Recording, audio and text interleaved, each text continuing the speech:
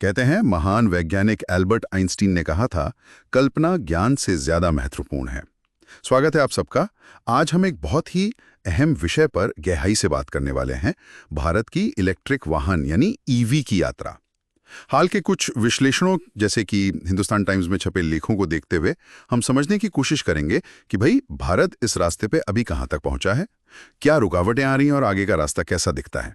ये टॉपिक देखिए भारत के आर्थिक और पर्यावरणीय भविष्य के लिए तो खैर जरूरी है ही, पर जो लोग यूपीएससी या दूसरी प्रतियोगी परीक्षाओं की तैयारी कर रहे हैं या बस देश दुनिया की खबर रखते हैं, उनके लिए भी ये काफी अहम है। हाँ बिल्कुल। और देखिए, भारत दुनिया का तीसरा सबसे बड़ा ऑटोमोबाइल बाजार है। हमारी जीडीपी में इसका करीब 7% का योगदान है। तो जाहिर है पेट्रोल डीजल से इलेक्ट्रिक की तरफ जाना ये एक बहुत बहुत बड़ा बदलाव है। तो चलिए शुरू करते हैं और देखते हैं कि अभी क्या स्थिति है। बिल्कुल। तो सबसे पहले ये बताइए कि भारत में अभी ईवी कितने इस्तेमाल हो रहे हैं, मतलब जमीन पर क्या दिख रहा है। देखिए, अगर हम 2024-25 के आंकड़ों को देखें तो कुल गाड़ियों की बिक्री में ईवी की हिस्सेदारी करीब 7.5%, 7.5% तक पहुंची है। 7.5%। हाँ, अब ये बढ़ तो रही है, इसमें कोई शक नहीं, लेकिन अगर हम तुलना करें जैसे चीन से, तो वहां 2024 में जो नई कारें बिकी उनमें से 50% से ज्यादा इलेक्ट्रिक थी। तो उस लिहाज से हम अभी काफी पीछे हैं। 50%? वो तो बहुत ज्यादा है। हमारे यहाँ 7.5%। अच्छा, तो भारत में कौन सी गाड़ियां ज्यादा बिक रही हैं इलेक्ट्रिक में? भारत में अभी इलेक्ट्रिक 2 व्हीलर्स सबसे आगे हैं। मतलब कुल ईवी बिक्री का लगभग 60% हिस्सा इन्हीं का है। वजह साफ है, ये थोड़े सस्ते पड़ते हैं आम आदमी के लिए। हाँ, वो तो है। और हाँ, पब्लिक ट्रांसपोर्ट का भी इलेक्ट्रिफिकेशन हो रहा है। सरकार का लक्ष्य है कि 2026 तक करीब 14,000 ई बसें सड़कों पर आ जाएं। अच्छा, तो ये जो बढ़त है धीमी ही सही, इसके पीछे क्या वजह है? मतलब सरकार कुछ कर रही है इसके लिए? हाँ बिल्कुल, सरकारी नीतियां बहुत बड़ा रोल प्ले कर रही हैं। पहले वो फेम 2 स्कीम थी ना, जिसका बजट था 10,000 करोड़। हाँ, सुना था उसके बारे में। अब उसकी जगह नई स्कीम आई है, पीएम ई ड्राइव।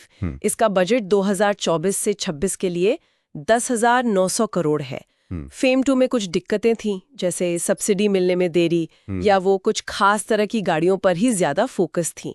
तो पीएम ई ड्राइव का मकसद है कि पूरे इकोसिस्टम को, मतलब गाड़ी बनाने से लेकर चार्जिंग तक, सबको बेहतर तरीके से सपोर्ट मिले।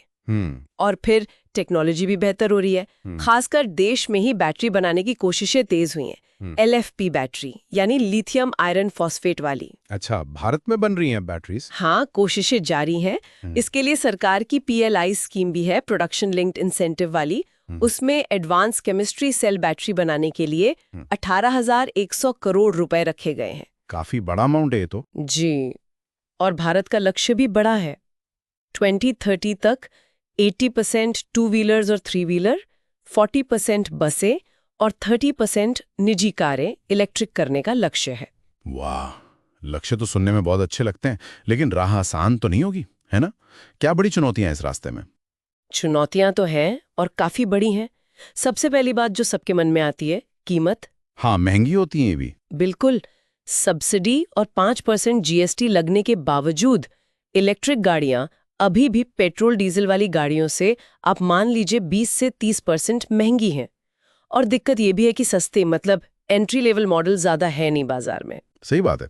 और फिर वो चार्जिंग का मसला, मैंने सुना है उसकी वजह से लोग हिचकते हैं। हाँ, वो बहुत बड़ा मुद्दा है। चार्जिंग इंफ्रास्ट्रक्चर, मतलब चार्जिंग स्टेशंस की भारी कमी है। कितने कम है अंदाजन? आंकड़ा ये है कि भारत में औसतन हर 135 इलेक्ट्रिक गाड़ियों पर सिर्फ एक पब्लिक चार्जिंग स्टेशन है। 135 पर एक? जी, जबकि दुनिया भर में ये औसत 6 से 20 गाड़ियों पर एक स्टेशन का है। तो आप फर्क देख सकते हैं। बहुत ज्यादा फर्क है ये तो। और नए स्टेशन लगाना भी काफी खर्चीला काम है। फिर बिजली की सप्लाई हर जगह भरोसेमंद नहीं है, ग्रिड पर लोड बढ़ता है। और एक और दिक्कत है कि चार्जर अलग अलग तरह के होते हैं, कोई स्टैंडर्डाइजेशन नहीं है अभी उतना। हाँ। इसके अलावा सोचिए, हम बैटरी के लिए 90% से ज्यादा इंपोर्ट पर निर्भर हैं, मतलब बाहर से मंगवानी पड़ती हैं। अच्छा, 90%? हाँ। तो अगर बाहर कुछ होता है, सप्लाई चेन में दिक्कत आती है, तो हम पर सीधा असर पड़ता है। और जैसा आपने पहले का, पॉलिसी बदलती रहती है, जैसे फेम 2 से पीएम ई ड्राइव में शिफ्ट हुआ, तो इससे भी थोड़ी अनिश्चितता बनती है। सही है। फिर लोगों के मन में डर रहता है कि गाड़ी एक बार चार्ज करने पर कितनी दूर चलेगी, जिसे रेंज एंग्जाइटी कहते हैं। जानकारी की कमी भी है और आसानी से लोन वगैरह मिलने में भी थोड़ी दिक्कतें आती हैं। ठीक है, तो मतलब चुनौतियां साफ हैं। कीमत है, चार्जिंग का बड़ा मसला है, इंपोर्ट पर निर्भरता है, पॉलिसी की अनिश्चितता है। तो अब सरकार इनसे निपटने के लिए क्या कदम उठा रही है और आगे क्या प्लान है? देखिए, कोशिशें तो हो रही हैं। जो नई पीएम ई ड्राइव योजना है, उसका एक बड़ा मकसद इसी पूरे इकोसिस्टम को मजबूत करना है। चार्जिंग इंफ्रा पर खास ध्यान दिया जा रहा है। पीएम ई ड्राइव के तहत ही 72,000 नए स्टेशन लगाने के लिए 2,000 करोड़ का बजट है। इसकी जिम्मेदारी बीएचईएल को दी गई है। अच्छा, बीएचईएल बना रहा है स्टेशन? हाँ, वो नोडल एजेंसी है। और एक सेंट्रलाइज्ड सुपर ऐप बनाने का भी प्लान है, जहां चार्जिंग स्टेशन ढूंढना, बुक करना आसान हो जाए। ये अच्छा आइडिया है। फिर एक नई ई वाहन नीति भी आई है 2024 में। ये देश में ही गाड़ियां और उनके पार्ट्स बनाने पर जोर देती है। कंपनियों को कहा गया है कि कम से कम 4,150 करोड़ का निवेश करें और 5 साल में 50% पुर्जे भारत में ही बनाएं, जिसे डोमेस्टिक वैल्यू एडिशन कहते हैं। बदले में शुरू में इंपोर्ट ड्यूटी में छूट मिलेगी। यानी मेक इन इंडिया पर फोकस है। बिल्कुल। और राज्य सरकारें भी पीछे नहीं है। तेलंगाना, कर्नाटक, दिल्ली, ये सब अपनी तरफ से ई बसें बढ़ा रहे हैं। एक पीएम ई बस सेवा योजना भी है, जो पब्लिक प्राइवेट पार्टनरशिप मतलब पीपीपी मॉडल से 10,000 नई ई बसें लाने का लक्ष्य रखती है। और वो सब्सिडी वगैरह के लिए भी कुछ है? हाँ, उसके लिए ईवी मित्र जैसी योजनाएं हैं, जो सब्सिडी अप्लाई करने की प्रक्रिया को आसान बना रही हैं। तो कुल मिलाकर आगे की राह क्या नजर आती है? इन सब कोशिशों से क्या तस्वीर बनती दिख रही है? देखिए, रास्ता तो कई दिशाओं में जाता है। पहला, हमें देश में ही बैटरी का उत्पादन बहुत तेजी से बढ़ाना होगा।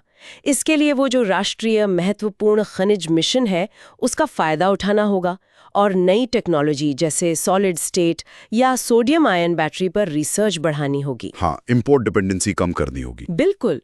दूसरा, चार्जिंग स्टेशंस का नेटवर्क तेजी से फैलाना होगा और वो भी स्टैंडर्डाइज्ड, मतलब एक जैसे चार्जर हों।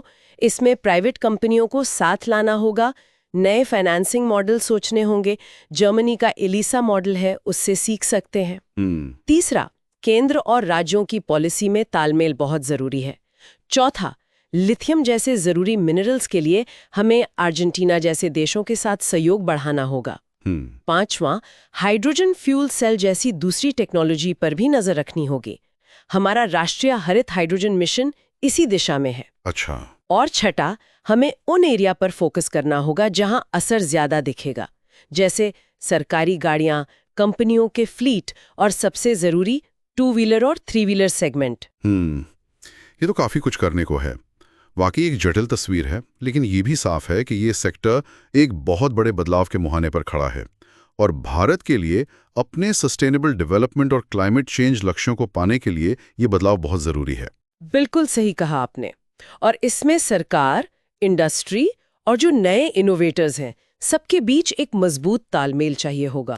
और ये सब हमें एक बहुत अहम सवाल पर लाकर खड़ा करता है। क्या सवाल? सवाल ये कि ठीक है, हमने इंफ्रास्ट्रक्चर बना दिया, कीमत भी शायद कम हो जाएगी, लेकिन इन सबसे परे जो आम उपभोक्ता है, उसकी सोच, उसके व्यवहार को कैसे बदला जाए ताकि वो वाकई में बड़े पैमाने पर इलेक्ट्रिक गाड़ियों को अपनाएं। ये असली चुनौती हो सकती है। ये वाकई सोचने वाली बात है। इंफ्रा और कॉस्ट के अलावा माइंडसेट शिफ्ट कैसे लाया जाए। खैर, जो लोग परीक्षाओं की तैयारी कर रहे हैं या सिर्फ इस महत्वपूर्ण बदलाव पर नजर रखना चाहते हैं, उनके लिए ये फील्ड बहुत इंपॉर्टेंट है। तो ये थी हमारी आज की गहरी पड़ताल भारत की ईवी यात्रा पर। अगर आपको ये बातचीत फायदेमंद लगी हो तो प्लीज लाइक करें, सब्सक्राइब करें और अगर आपके कोई सवाल हैं या आप कुछ कहना चाहते हैं तो नीचे कमेंट्स में जरूर लिखें। हम जल्द ही एक और विश्लेषण के साथ हाजिर होंगे। धन्यवाद।